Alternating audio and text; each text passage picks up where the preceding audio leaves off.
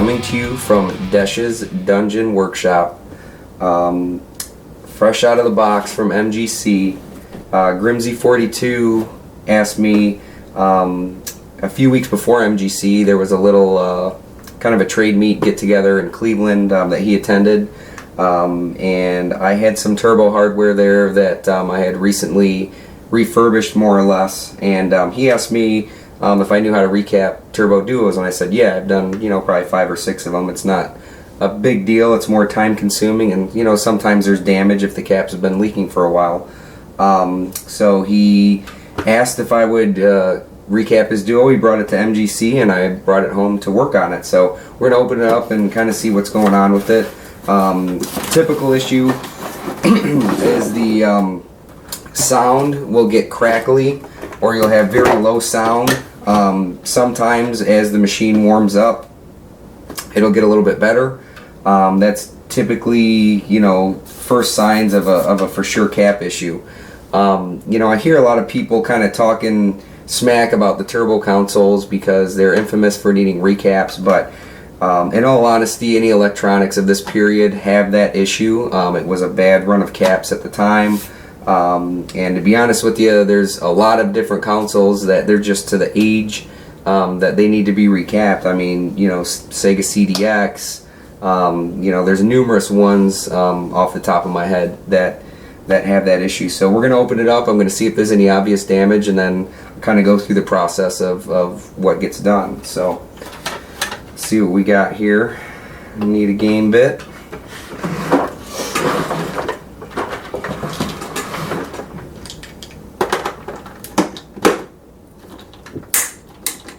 This has probably never been opened because these screws are in there.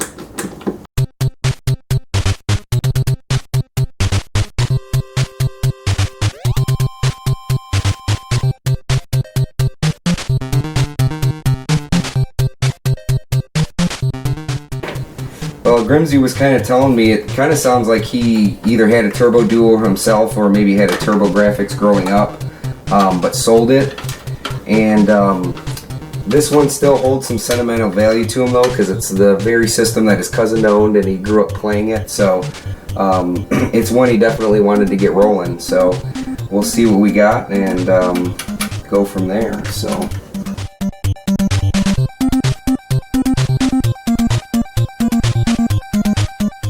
This is soldered on, and it's kind of a bear because the large pieces of metal dissipate the heat, so it's really hard to concentrate heat where this is soldered together.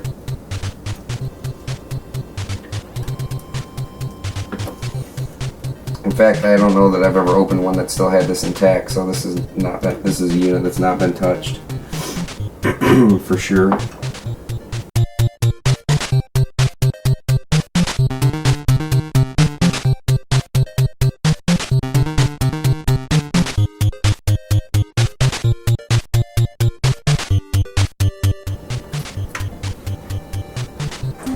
And yes, I'm ghetto fabulous and wear 2 sets of glasses so I can see what the hell I'm doing.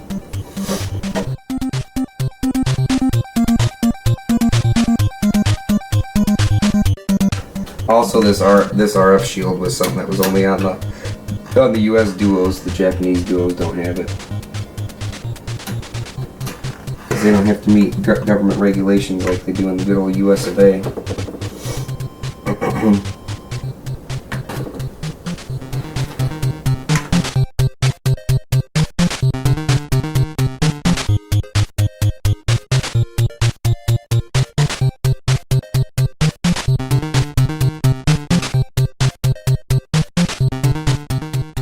Alright, well, we've got the RF shield off. Basically just gonna get the board out of the bottom housing, separate the main board, and then we can kind of look and see if there's any damage. There's one cap that actually is not even attached if you want to get a close-up. I opened up and actually found it like this, and all that corrosion, that's basically the liquid inside the capacitors, more or less, and it leaks out over time, and so you not only lose the ability of the capacitor or the capacitance, but that's basically an electrical connection that is no longer. and the longer this stuff sits on the boards, the more damage it causes. You can start to lift traces and all sorts of things. So it's very important that once you replace the capacitors, you need to thoroughly clean it off as well. I typically will do that with a little bit of alcohol if it's not too bad. Extreme cases, if you get cap juice down in some of the vias and different spots on the board, some people swear by actually tossing these in a dishwasher, and it does work. And I know it's electronics, but most electronics actually do go through a cleaning or a bath cycle when they're originally produced. So as long as you let the board thoroughly dry before you fire it back up and apply voltage, you know, you're good to go. So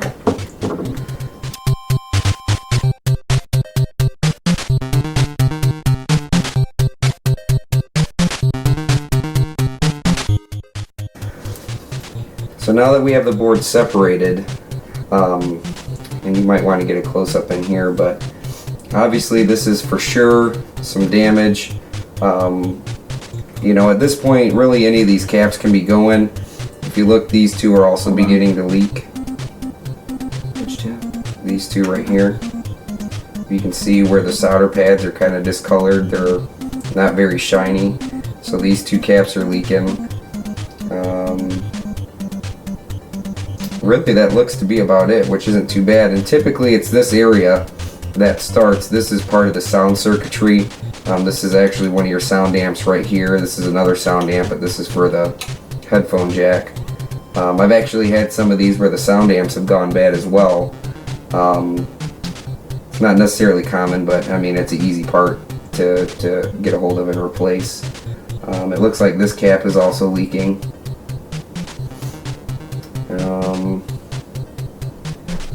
And that's pretty much it. Actually, this is a pretty clean unit. There's not too much damage, too much obvious damage to it. I am a little bit worried about these pads. I'm not sure how clean that's going to come and how well that's going to work out, but we'll find out. So we'll just get to it. I like to start at one end and work my way down. So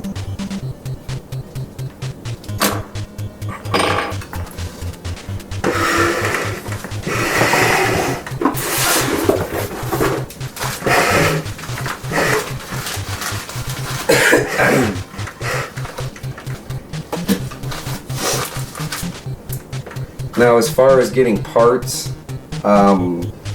you can just buy bulk capacitors. There's actually capacitor maps that show what size, voltage rating, all the information you need to know.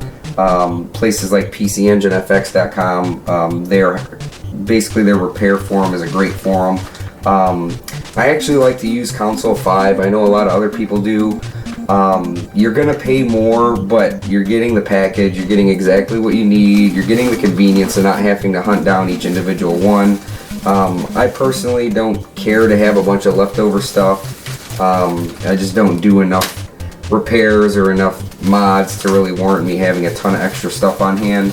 And on top of that, this guy is only about 2 hours away from where I live, so I could order it at night and I'll see it, you know, a day or two later. So it's a nice service, and they do use pretty decent parts. So I've never had any issues with any of their stuff.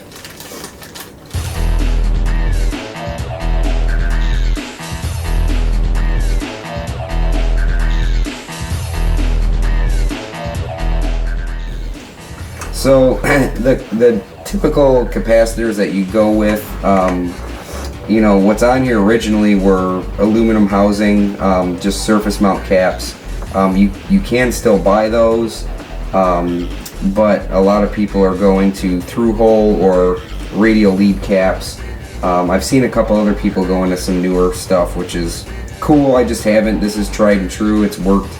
It works well, but because you're going to a totally different style capacitor, each and every one of these that I solder back on the board, I actually have to bend and modify the legs to fit, you know, in the spot that a surface mount cap would go. So it's pretty tedious and time consuming, but it is what it is. So.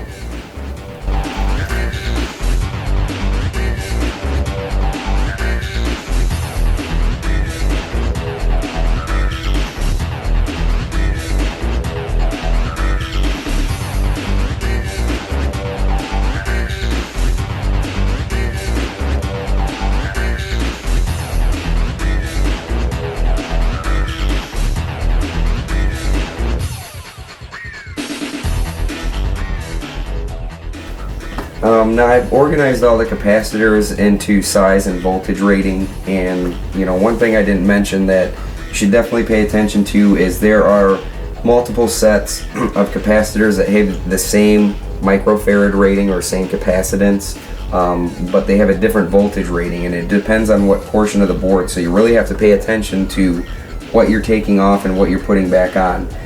Mainly for instance, these are 22 microfarad at 10 volts, so they're little. These are 22 microfarad at 25 volts, so they're just a little bit beefier.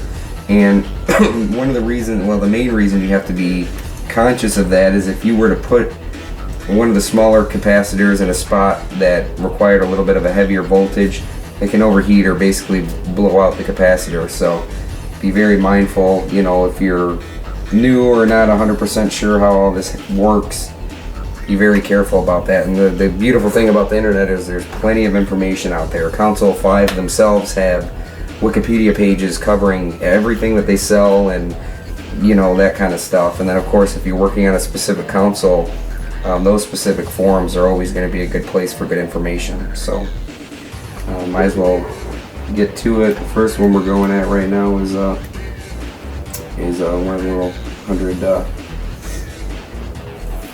and on these there's a couple different ways. I know a couple people do it a couple different ways as far as removing the surface mount caps. You can actually twist these and they'll come off, and then you can basically just break them off. I personally don't like that because if you run into one that's leaking and you couldn't necessarily tell it was leaking, then the possibility of pulling a trace or causing some more damage is there, and so I try and avoid doing that. So I typically like to do just kind of heat it up and wiggle it method, kind of break it loose, go on each side. It's going to be kind of hard to video that. And just kind of wiggle it once you've got the solder broken loose, and you kind of wiggle it a little bit and kind of just work it back and forth, and there it is.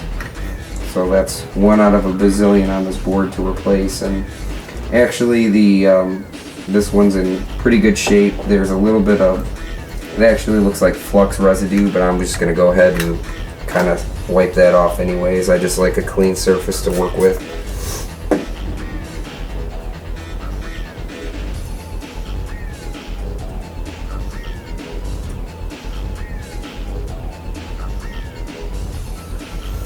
And I'll actually fill the pads with a little bit more solder.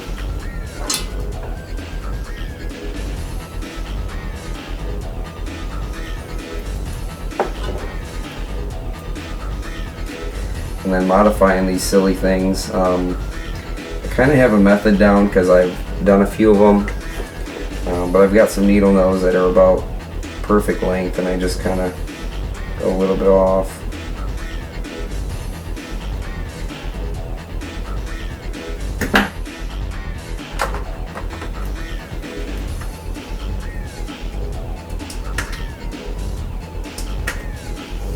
And so that's kind of what we have that we're going to solder to. Now, another thing that's very important is there is a positive and a negative side to these capacitors. Now, if you look at the new ones to the side that they have a stripe, it's a complete black housing, but then there's a stripe that actually indicates the negative leg. And most of these on the board are marked. As you can see right here, this side is going to be the positive side. So this would actually be the negative leg, and so you need to put it down in the correct orientation.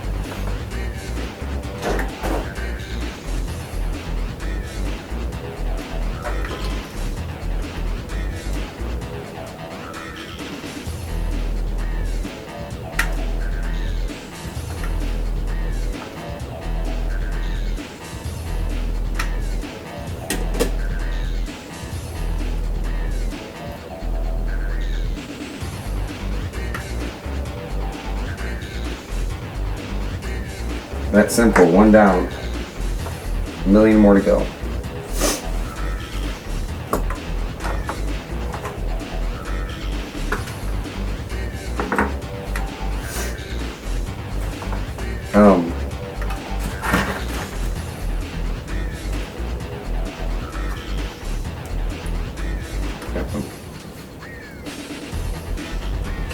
either of those to show you. I'm just gonna have to pull those ones up.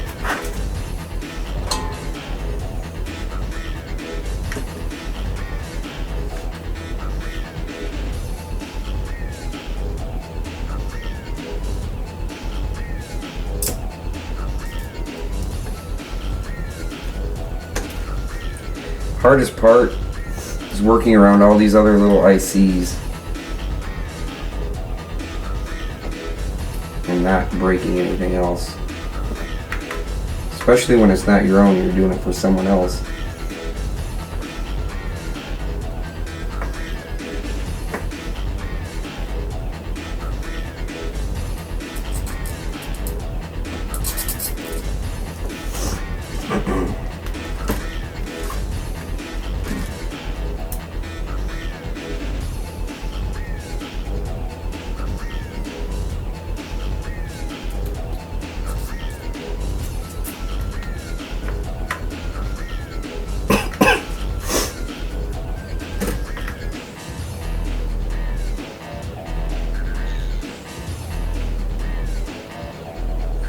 This is one of the larger hundreds.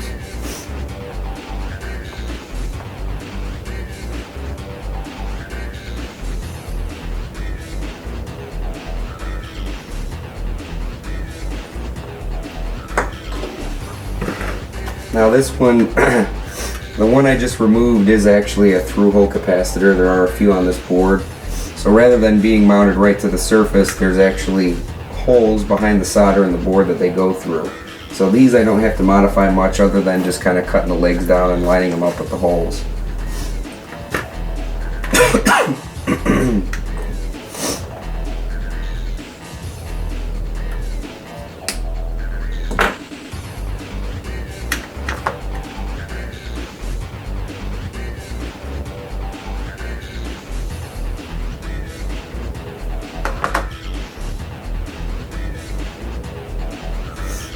These are a pain though, because there's actually an IC on the other end of this that you just can't get to the bottom section of the board. So these are kind of a pain in the butt to get to.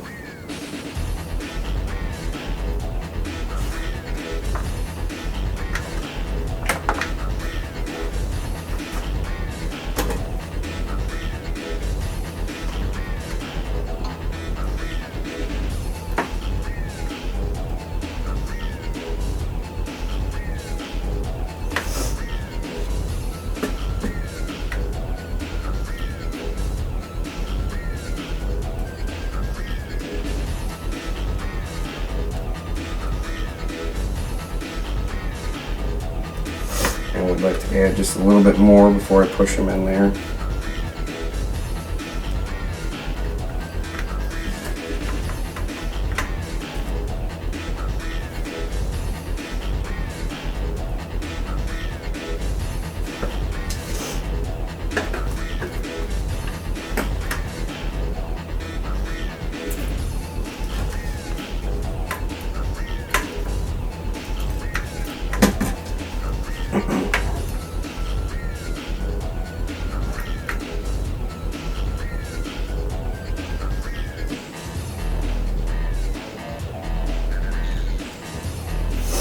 And there should be.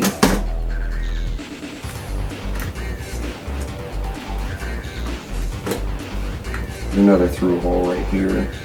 So I just kind of heave it up and try and work the legs out. You kind of got to go back and forth.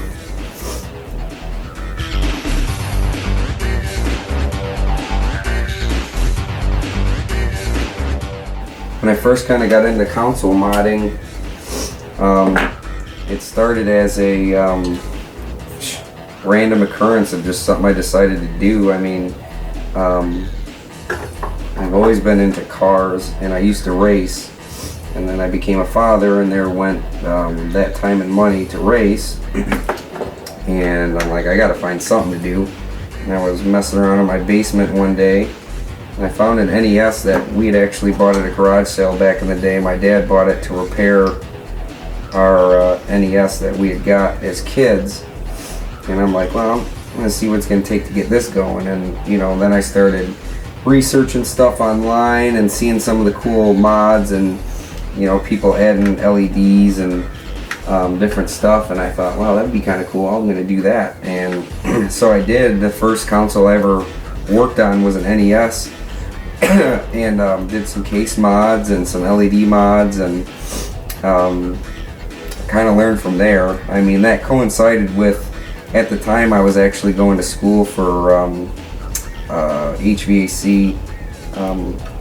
I am a HVAC technician by trade, and there are quite a few overlapping. I mean, really, anything electrical, it's all the same properties. It's just this is on a smaller scale. You're not talking major voltage, but you know, larger equipment has capacitors and run capacitors, start capacitors, all sorts of different things. So it's kind of like a little bit of my professional training was going along at the same time. I just started playing around with this stuff, and it's kind of like you know, just kind of self-taught, or you know, watching some YouTube videos, or just kind of whatever. So it just kind of happened that way.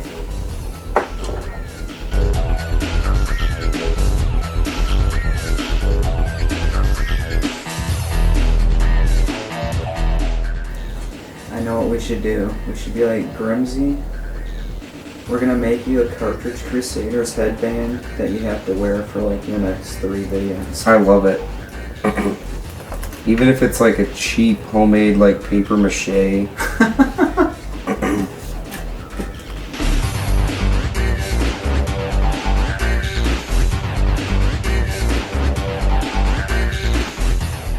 Okay, and I've replaced a few caps already, and one I didn't notice at first, and you can kind of tell because you know, the solder pads aren't very shiny, and you can smell it actually. You know, when I go to try and heat this thing up to get it off, it's gonna start making a kind of a gross burning noise, and the solder doesn't want to melt because it's been just kind of corroded and juiced up. But I still want to be really careful with it because I do not want to pull these pads up.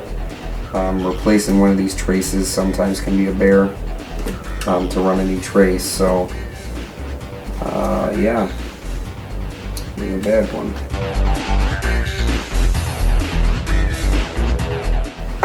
This one's not gonna break loose. I hate when they do that.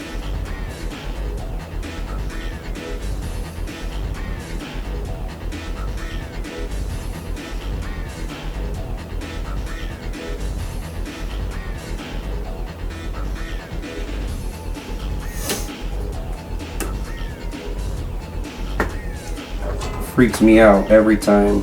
It's like, when am I gonna break?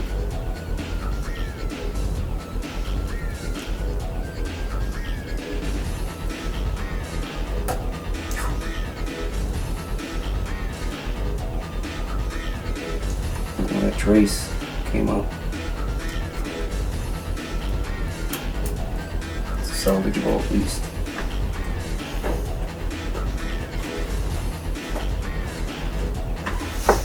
Okay, so if you want to get a close-up of some more cap damage. So I pulled this one up that appeared to be leaking, and you can kind of see sort of the crustiness around it. It did kind of pull the pad up a little bit, but it's no big deal. So this shouldn't be a big thing, but I'll need to clean this up before I even attempt to install a new capacitor. So.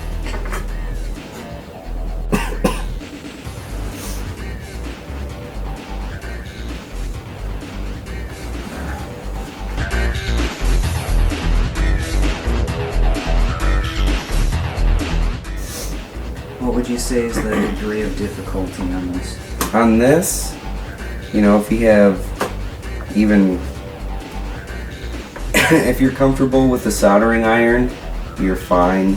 I mean, you know, you just gotta grow some balls and do it, and if you break something, you gotta be willing to figure out how to fix it.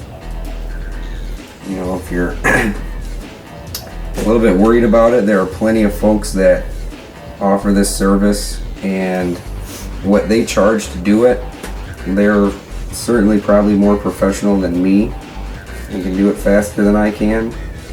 and what they charge is more than fair for the time investment in doing this. Like how much? I want to say it's typically in the $50 range. You know, everyone charges a little bit different, but I think it's typically in the $50 range. You know, the other cool thing is a lot of guys that do this do it for a hobby as well, and they're collectors, so you know, you can sometimes work out a trade or something.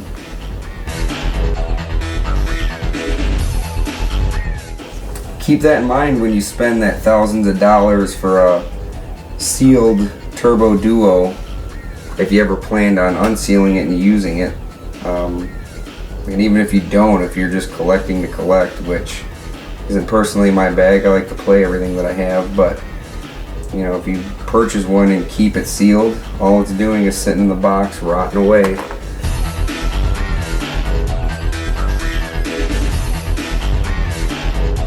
Some more damage up here. Actually, this one fell off as I took the other one off, so more crappy caps. You will have that.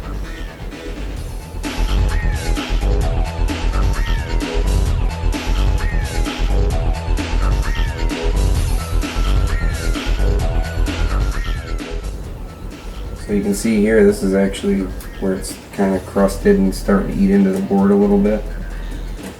I mean, there's a couple different ways I'm sure you can do this. I don't know if my way is the right way, but you just kind of take a fine screwdriver and kind of lightly try and scrape some of this away.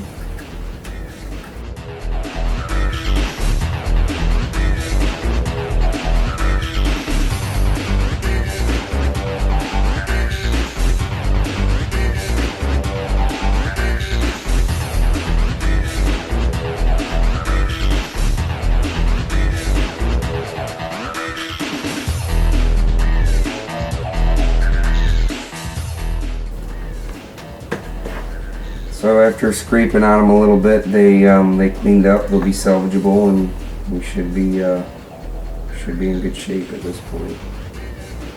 Oh, that one's going to require more cleaning. That one's going to require more cleaning as well.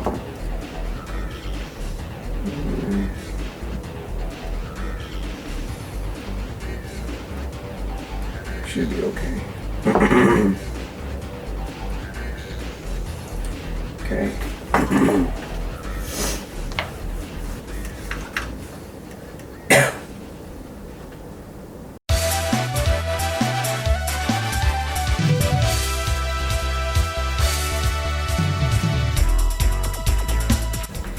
Now this is a perfect example of some bullshit that can happen when you're doing this stuff. So this is one of the through-hole capacitors, and you basically the only way you get it out is just try and heat it up and pull it out. This one actually decided to bring the trace with it. As you can see, this is the trace. And this piece flopping off the board is actually the trace. That's what the electrical current or voltage or whatever you want to refer it to is going through. The good news is this trace actually goes right here to this via.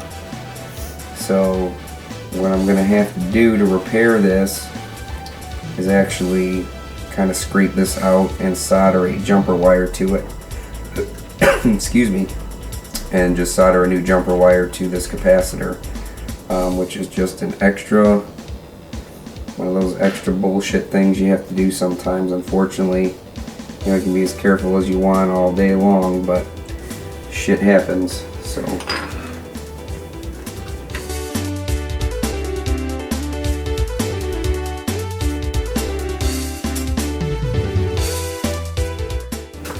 there's lots of things you can use. One cheap thing that I like to use a lot is I just buy basically like some communication wire. I like it because it's solid wire, so it's easy to bend and kind of put where you want it to.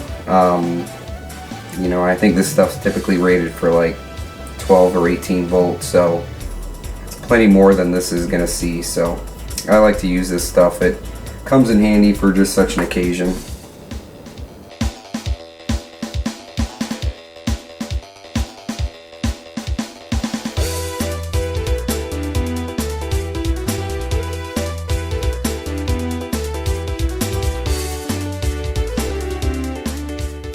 so what I'm going to do, this via actually pops through and it actually has a solder point right here. So I'm basically just going to put the wire through, solder it to that joint, and call it a day. And then I can run the other end of the wire to the capacitor, and we'll call that a good repair. So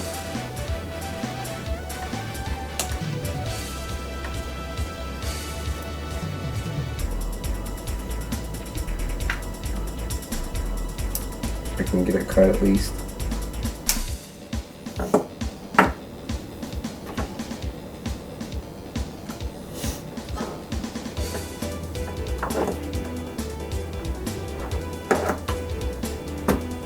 Gonna tin the wire, just adding a little solder to it.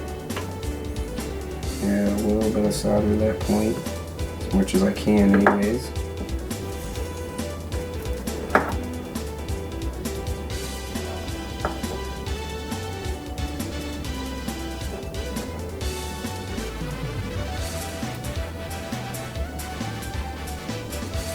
Might even put a little bit more on. I probably overdo it in some respects, but I just don't want that joint to fail.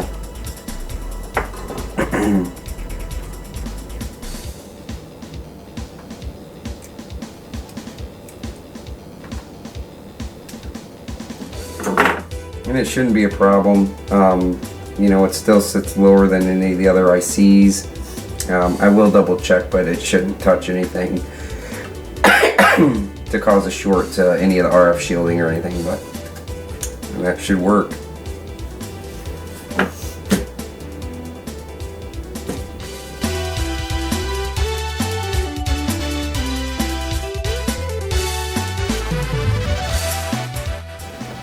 Stripping it is going to be a little bit tougher than I was hoping for.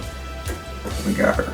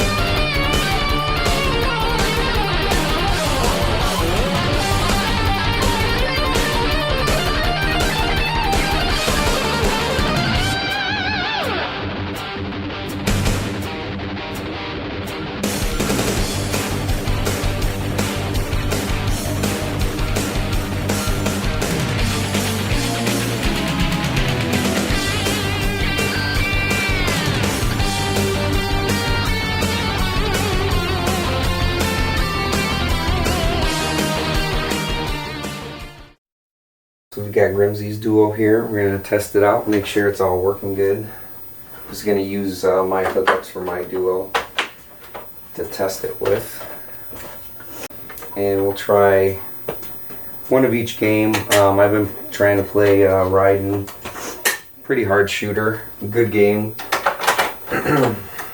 So here we go. Fire in the hole.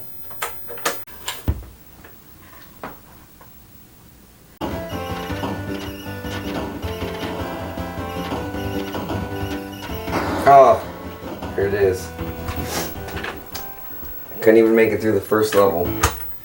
I'm usually a little bit better, but might as well test it with none other than the only reason that I even have Turbo CD, and that's Rondo of Blood. Best Castlevania in my opinion.